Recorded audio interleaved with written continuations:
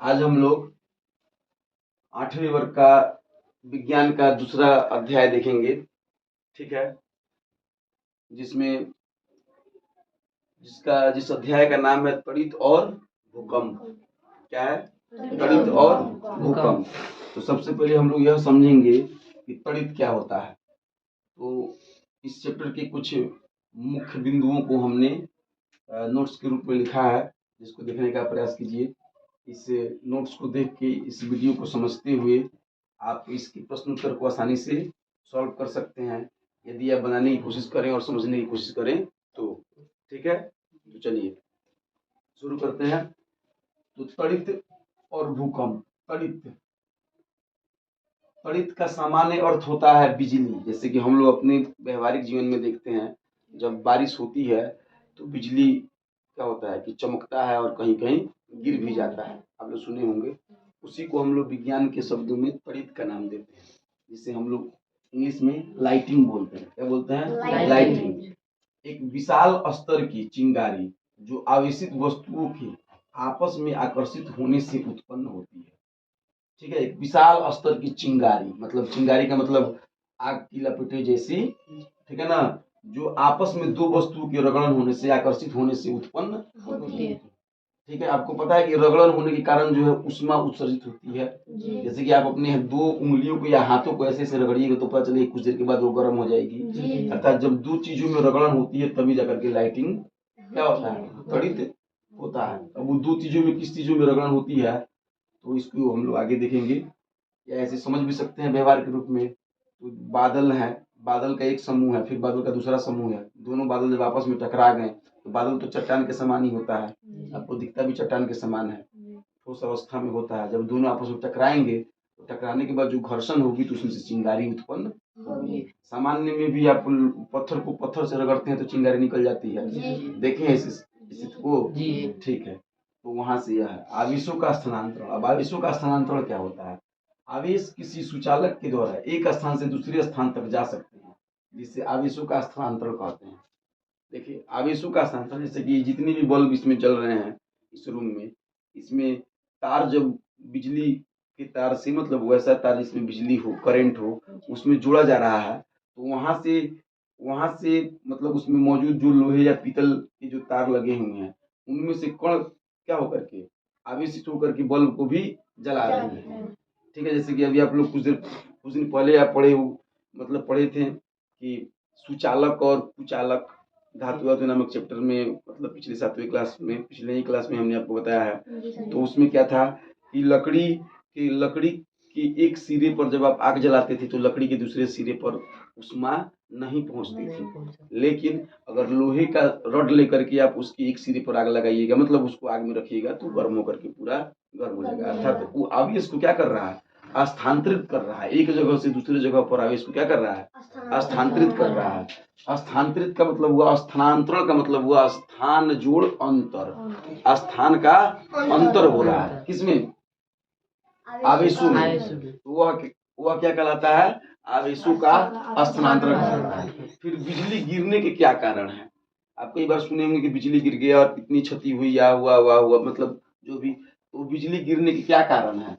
तो आकाश के बादल वायु के संपर्क में आने से एक दूसरे से टकराते हैं, अभी बात हुआ है, और टकराने के बाद उनमें आवेश उत्पन्न हो जाता है।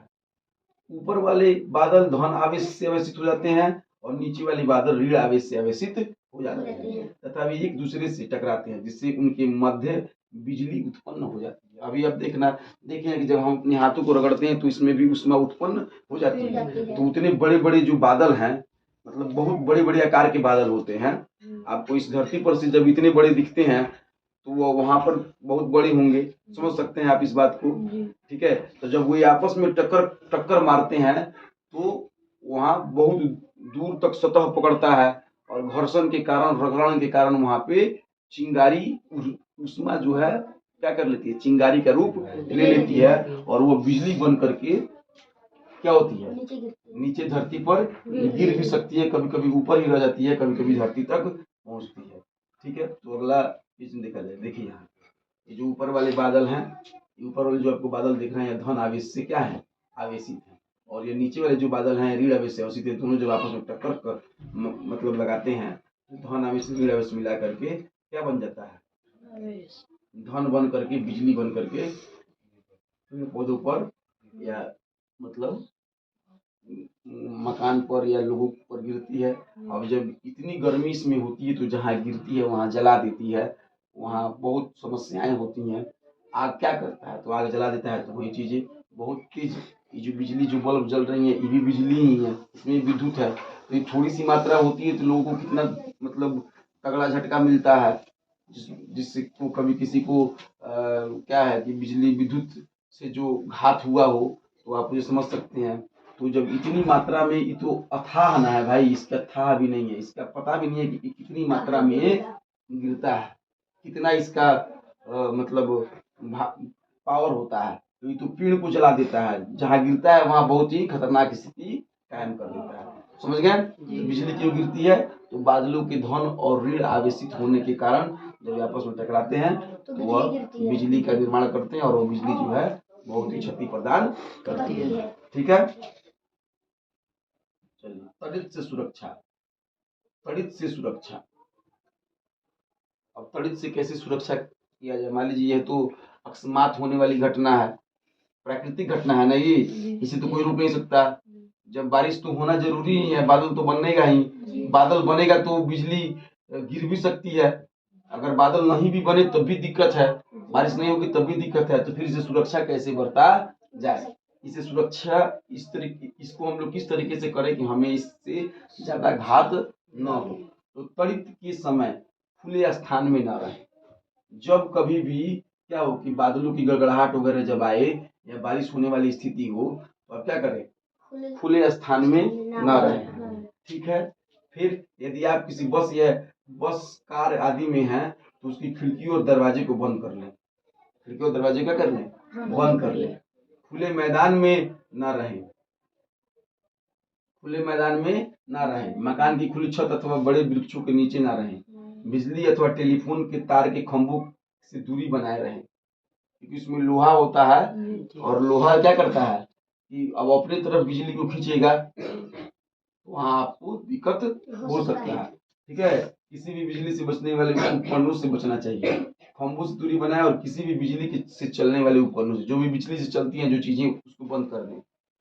बिजली से जो चीजें चल रही हैं, जैसे कि जितने भी जब बादल उदल गड़गड़ाहट वगैरह हो रहा हो तो घर का लाइट जो है उसको बंद रखें, या जो टीवी या वगैरह जो कुछ भी फ्रिज वगैरह जब चलाते हैं उस सबको बंद रखना चाहिए जब क्या हो, बारिश का मौसम हो और बादल उदल गड़गड़ाहट के साथ हो रही हो। अब आपने देखा भी होगा कि जब बारिश की मौसम होती है तो ज्यादातर लाइट जो है ग्रिड से ही काट दिया जाता है, मतलब लाइट बहुत ही कम ही रखा जाता है। उपकरणों से बचना चाहिए। वातावरण शांत होने पर ही सुरक्षित स्थान से बाहर आना चाहिए। ठीक है, और फिर तड़ित का चालक, लाइटिंग कंडक्टर, ऊंची इमारतें, मतलब ऐसा करना चाहिए। अब तड़ित चालक क्या होता है कि मतलब ऐसा निर्माण करना चाहिए जिससे कि तड़ित का चालन जो है वह दूसरे किसी क्षेत्र में चला जाए। देखते रहिए कैसे ऊंची इमारतों, चिमनियों, भवनों आदि इत्यादि को तड़ित के प्रभाव से बचाने के लिए सरल एवं कारगर युक्ति होती है। तड़ित चालक का उपयोग किया जाता है जो ऊंची इमारतों को, जैसे कि मान लीजिए यहाँ पर देखा जाए, उसको तो नहीं बात किया गया, मैं बात कर दे रहा हूँ।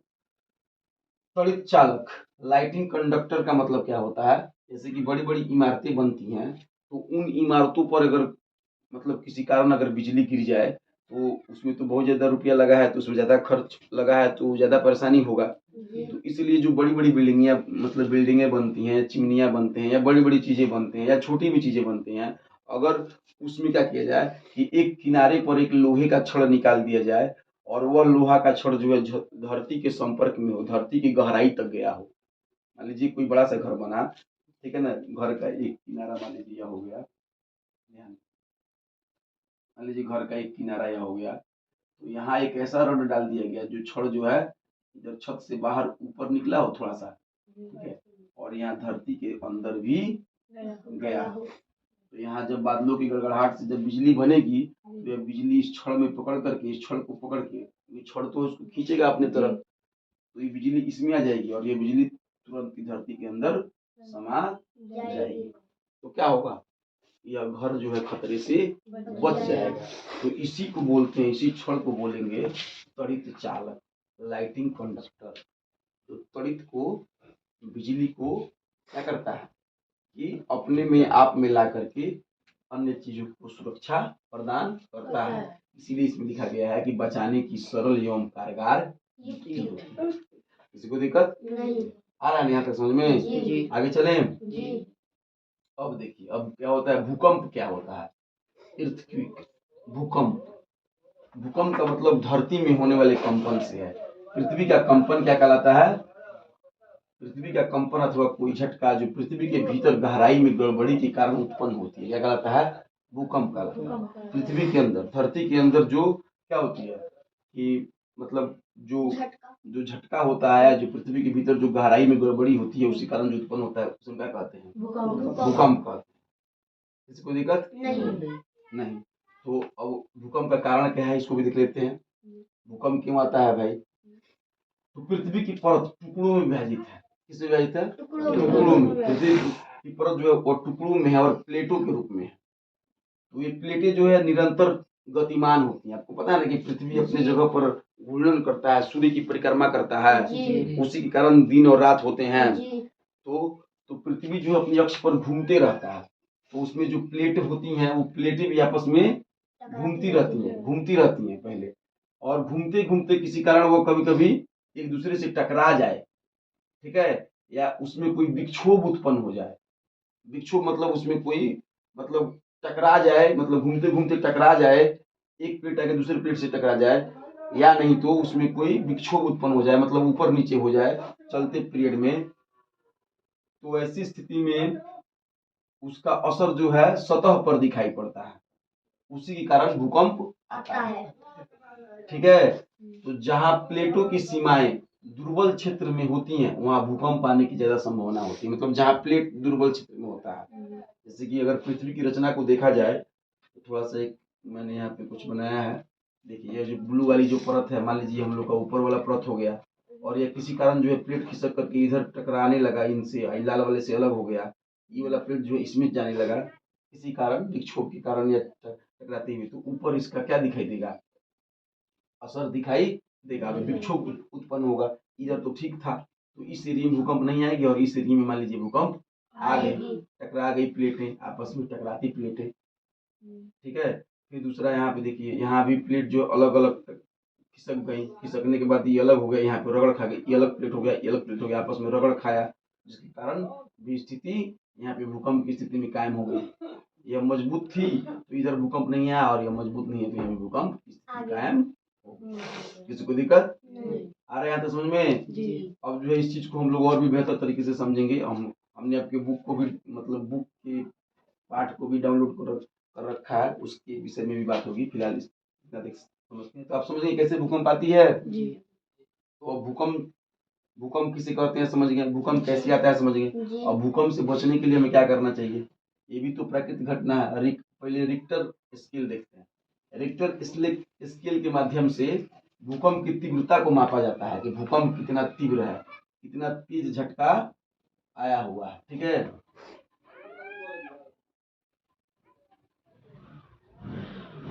रिक्टर स्केल भूकंप की तीव्रता मापने का पैमाना है जो भूकंप के तरंगों की तीव्रता को मापता है कि भूकंप कितने तेज गति से प्लेटें टकराई और कितनी तेज गति से प्लेटों में विक्षोभ हुआ है। इसकी तीव्रता को कौन मापता है? Richter scale.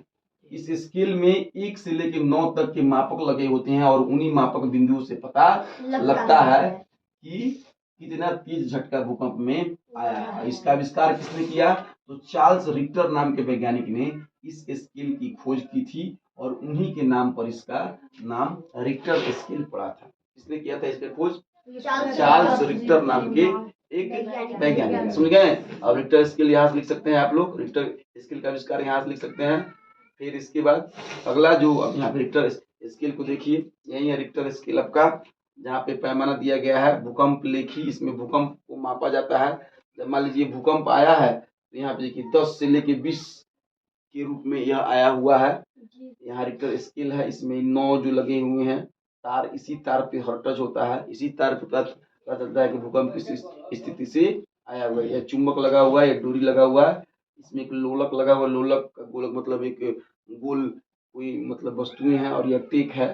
टेक का मतलब कोई मतलब कोई भी चीज जिससे वो जुड़ी हुई हो, सहारा। अब उसके माध्यम से यहाँ पे भूकंप की इसके यहाँ पे देखा जा रहा है कितने तरीके से भूकंप पहुंचा है। ठीक है, इसको फोटो अन्य मतलब आपके बुक में भी दिया है, आप वहां से भी इसको समझ सकते हैं और यहाँ से भी समझ सकते हैं। ठीक है, भूकंप से बचाव। अब भूकंप से कैसे बचा जाए? तो किसी मजबूत चौकी या पलंग के नीचे झटके के रूप में रहने तक छिपे रहे। जब तक झटका रहे, मतलब जब तक भूकंप का झटका महसूस हो, जैसे कि मान लीजिए अभी हम लोग पढ़ रहे हैं, ऐसे लगे कि भूकंप मतलब आ रहा है या आने वाला है, या मतलब एहसास हो, तो पहले ही मौसम विभाग के द्वारा पता चल जाता है कि यहाँ इतने तारीख को इतने बजे से इस क्षेत्र में भूकंप आने की संभावना बनी है।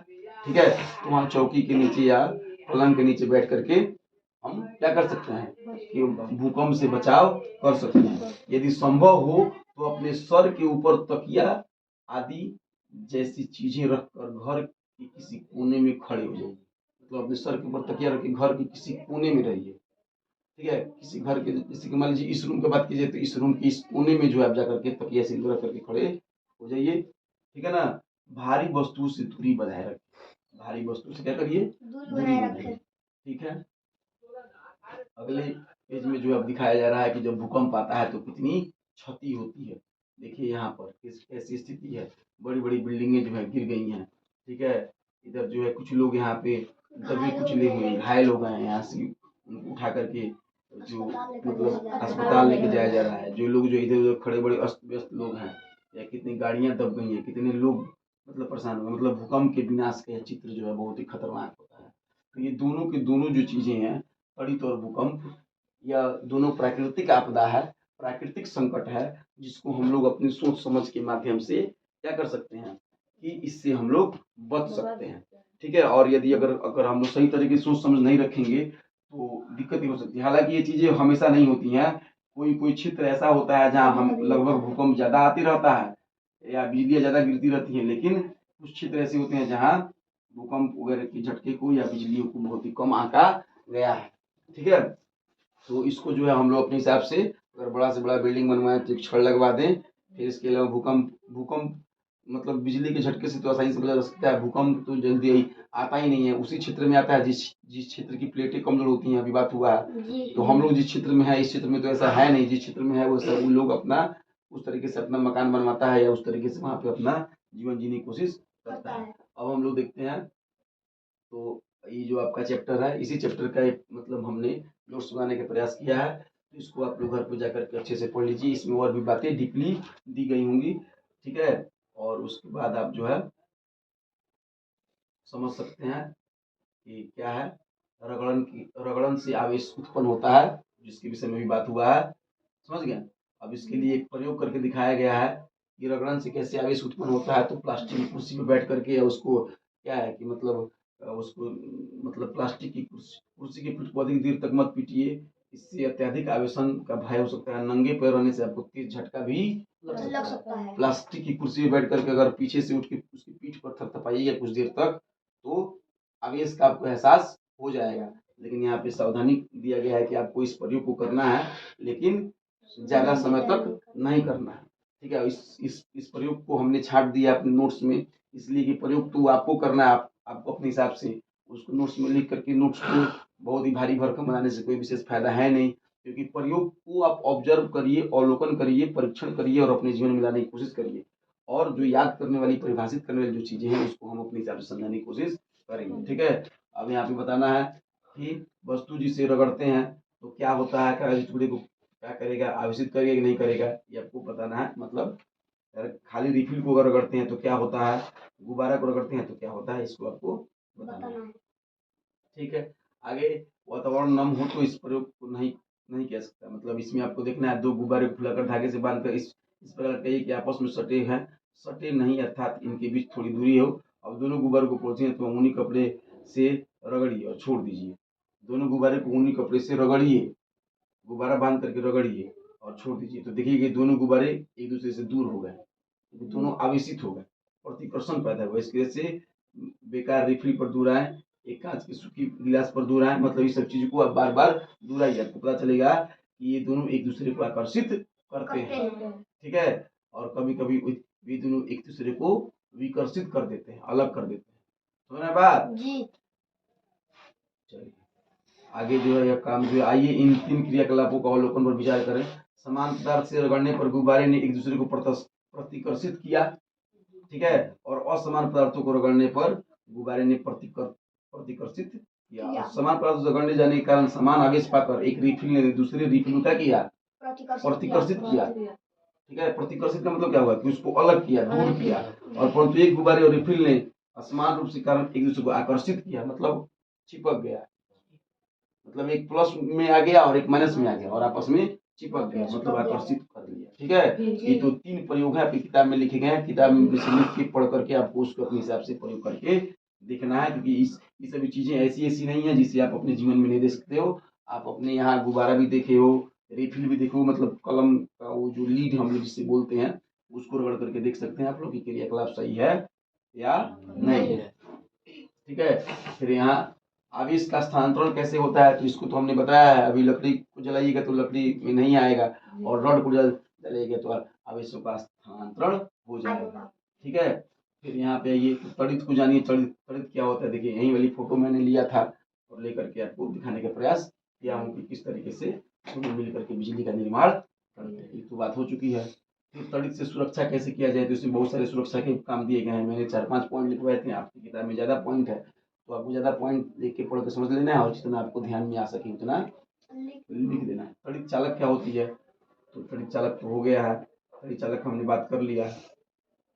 फिर भूकंप क्या होता है, इसका भी बात हो गया। मौसम संबंधी चक्रवात है, भूगर्भीय भूकंप है। जो मौसम से बातें होती है वह चक्रवात है। वर्षा है, मौसम के कारण वर्षा होती है, लेकिन भूगर्भीय भूमि के गर्भ से बातें होती हैं उसे हम भूकंप बोलते हैं, ठीक है। भूकंप से क्या क्या कारण, मतलब इसमें देखा कितनी क्षति हुई है, तो वही चीजें भूकंप के कारण। 1934 ईस्वी में बिहार में भूकंप आया था विनाशकारी। फिर 1990 में भूकंप आया था। फिर 2001 में आया था। गुजरात के भूकंप आदि फोटो जमा करने का प्रयास कीजिए। सितंबर 2011 में भूकंप आने के महसूस किए गए थे। इसकी तीव्रता में केंद्र संबंधी जानकारियां इकट्ठी करिए। भूकंप क्या होता है इसके विषय में बात करिए, समझ गए।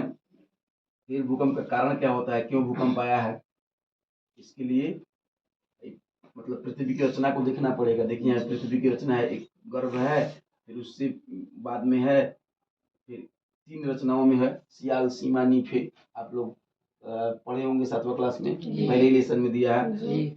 सियाल, सीमा, नीफे 3 रचनाएं हैं। अब ये तीनों प्लेटें आपस में चलती रहती हैं। अब यहाँ पे घर्षण होने के कारण या रगड़न होने के कारण या फिर क्या बोलते हैं कि विक्षोभ होने के कारण उसकी रचनाएं इस तरीके से खिसकती हो सकती हैं। और खिसकने के बाद क्या होता है, टकराती हैं या रगड़न खाती हैं, तो प्लेटों में विक्षोभ होता है। और उनके विक्षोभ होने के कारण, जब जाहिर सी बात है कि भाई जब यहाँ अंदर विक्षोभ होगा तो ऊपर के लोगों को तो पता चलेगा, है कि नहीं है। हम लोग तो पृथ्वी के ऊपर, हम लोग यहाँ हैं, समझ रहे हैं, ऊपर है हम लोग। जब अंदर कोई प्रॉब्लम होगी तो ऊपर के लोगों को एहसास होगा, तो इस तरीके से दिक्कतें हो जाती हैं और भूकंप का रूप ले लेती है।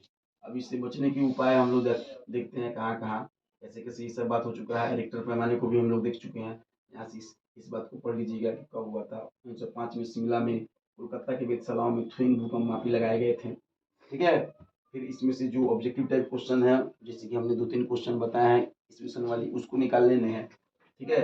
उसके बाद आपको काम करने हैं। फिर आगे जो है अब इस मीनिंग को याद कर लेना है, अर्थ ट्रस्ट, इस मीनिंग को याद कर लेना है। आज आपको होमवर्क के रूप में यह इसका मीनिंग हो गया। फिर हमने क्या क्या सीखा, ये बात को पॉइंट बाय पॉइंट याद कर लेना है। इसमें से ऑब्जेक्टिव सवाल बना करके हम आपसे पूछताछ कर सकते हैं, ठीक है। फिर यहाँ से खाली जगह भरने वाला, अभ्यास करने वाला काम है, इसे आप करिए। अगर नहीं कर पाते हैं तो आप हमसे संपर्क करिए। शिक्षक के भरोसे मत रहिए कि शिक्षक ही आपको सब लिखवाएंगे, सब बताएंगे। यहाँ से आपको क्वेश्चन पूरा करना है, ठीक है। और इस तरीके से यह चैप्टर समाप्त होता है, ठीक है। तो कल आपको क्या करना है, जो मैंने नोट्स बनाया है उस नोट्स को लिखना है, याद करने की कोशिश करनी है। हमने सीखा लिखना है, याद करने की कोशिश करनी है, मीनिंग लिखना है, याद करने की कोशिश करनी है, और प्रश्न उत्तर को लिख करके बना करके लाना है। और पहले रफ में हमको चेक कराना है। अगर आपने सही लिखा होगा तो उसको फेयर में कर लिया जाएगा और इस चैप्टर को पूरा नीट एंड क्लीन फाइनल किया जाएगा। और यदि आप लिख नहीं पाते हैं तो आप हमसे संपर्क करिएगा, तो उसको लिखवा करके भी ऐसे ही क्वेश्चन आंसर के रूप में मैं आपको दे दूँगा। ठीक है, चलिए इसी के साथ आज की मेरी क्लास समाप्त होती है। हम लोग कल मिलेंगे फिर अपनी दूसरे क्लास के साथ।